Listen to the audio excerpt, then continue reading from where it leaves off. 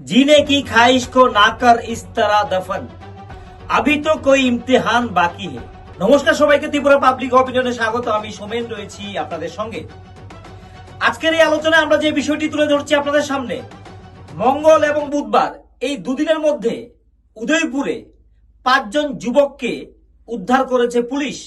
5 জন নেশাগ্রস্ত যুবককে, যাদের মধ্যে একজনকে উদ্ধার করা হয়েছে শৌচাগার থেকে, আরেকজনকে উদ্ধার করা হয়েছে বুধবার অটো রিক্সা থেকে সেন্সলেস অবস্থায়, অচৈতন্য অবস্থায় তাকে উদ্ধার করা হয়েছে। তার আগের দিন অর্থাৎ মঙ্গলবার দিন 3 জন যুবককে মেলাঘর থেকে আসার পথে উদয়পুর বিবেক সংঘের সামনে আটক করেছে। তার নাম বিশাল, আরেকজনের নাম অর্ঘজিৎ, অন্য একজনের নাম রবি। এই বিষয়টি নিয়ে আমরা প্রতিবেদন করেছিলাম। কিন্তু দেখার বিষয় হচ্ছে, নেশা জাতি ধর্ম সম্প্রদায়ের ঊর্ধ্বে প্রত্যেকটি অংশের মানুষকে আক্রমণ করছে। এই নেশার কালো অন্ধকার করাল গ্রাস। বিশাল, অর্ঘজিৎ, রবি, তারপরের দিন আকবর, হৃদয়, এই 5 জন যুবকের নাম আমরা তুলে ধরছি, যদি তাদের সার নেম আমরা এখানে বলছি না। এতে আপনারা বুঝতে পারছেন, এটা থেকে পরিষ্কার নেশা কিন্তু কোনো নির্দিষ্ট ধর্ম সম্প্রদায় জাত চেনে আক্রমণ করছে না, এ ঢুকে যাচ্ছে প্রত্যেকটি ঘরে। পরিস্থিতি কিন্তু বেকাবু হয়ে যাচ্ছে।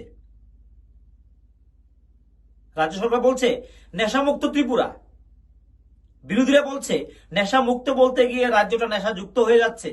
সরকার বলছে আমরা এখন ধরপাকড় করছি, তা প্রকাশ্যে আসছে, আর এই বীজ বপন হয়ে গেছে বিগত বাম আমলেই। এই নিয়ে চলছে সরকার বিরোধীদের মধ্যে কাদা ছোড়াছড়ি। পুলিশ আটক করছে, আদালতে পাঠাচ্ছে, আবার বেরিয়ে এসে আবার সেই ব্যবসায় তারা মনোনিবেশ করছে। মঙ্গলবার দিন যে যুবককে আটক করা হয়েছে বিশাল, ওর পিতা নেই, মা একটি সরকারি অফিসে চাকরি করছেন। সে এর আগে 3 থেকে 4 মাস জেল হাজত খেটেছে, বেরিয়ে এসেছে, এসে আবারও সে ব্যবসায় এসে জড়িয়ে গেছে। তার কাছ থেকে উদ্ধার হয়েছে 70 ভাইলের উপর ড্রাগস। পরিস্থিতি বেকাবু হয়ে যাচ্ছে। একটা যুবককে উদ্ধার করা হলো, আমাদের স্ক্রিনে চলছে, তাকে শৌচাগার থেকে উদ্ধার করা হয়েছে। এবং তাকে যখন উদ্ধার করা হচ্ছে, ফায়ার সার্ভিসের কর্মীরা, পুলিশ বুঝতে পারছে না যুবক জীবিত রয়েছে কি না মৃত। কতটা ভয়ঙ্কর অবস্থা। তাতে উত্তরণের পথ কি? সরকার কি পারবে? পুলিশ কি পারছে? সাধারণ জনগণ কি পারবে এই ভয়ঙ্কর ব্যাধি থেকে মুক্তি পেতে? বর্তমান সময়ে সবচেয়ে বেশি চ্যালেঞ্জ হচ্ছে যুবকদের মধ্যে নেশা আসক্তি,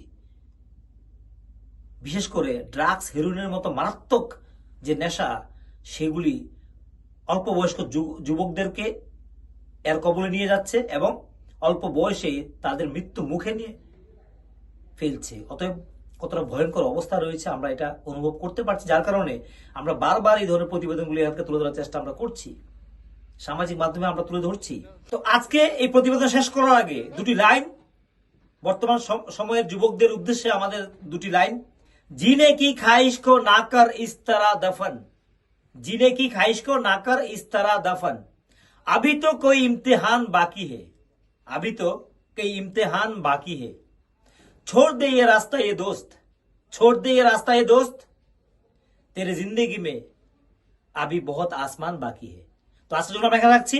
সবাই ভালো থাকুন, সবাই সুস্থ থাকুন, আমাদের সঙ্গে থাকুন। যারা আমাদেরকে ইউটিউবে দেখছেন অবশ্যই সাবস্ক্রাইব করে আমাদের সঙ্গে থাকুন, এবং যারা আমাদেরকে ফেসবুকে দেখছেন পেজটিকে ফলো করে আমাদের পাশে থাকুন।